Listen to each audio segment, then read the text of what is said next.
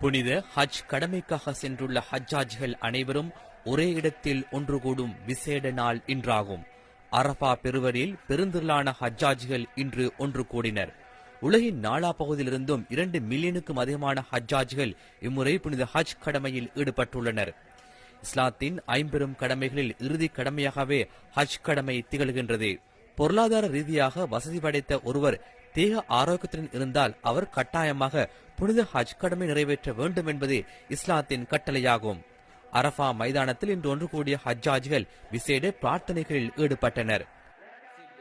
ومن يتوكل على الله فهو حسبه ومن يتق الله يجعل له من امره يسرا ومن يتق الله يكفر عنه سيئاته.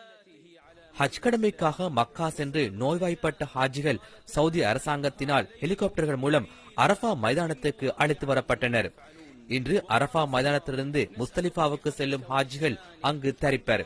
அதன் பின்னர் மினாவுக்கு சென்று ஜமராத்துக்களுக்கு கல்லெறிய உள்ளனர். இறை தூதர்களில் ஒருவரான இப்ராஹிம் நபியின் தியாகத்தை நினைவு கூறும் விதமாகவே இஸ்லாத்தின் 5 கடமைகளில் இறுதி கடமையாக ஹஜ் கடமையாக்கப்பட்டுள்ளது. اللهم أصلح قلوبهم وأمنهم في أوطانهم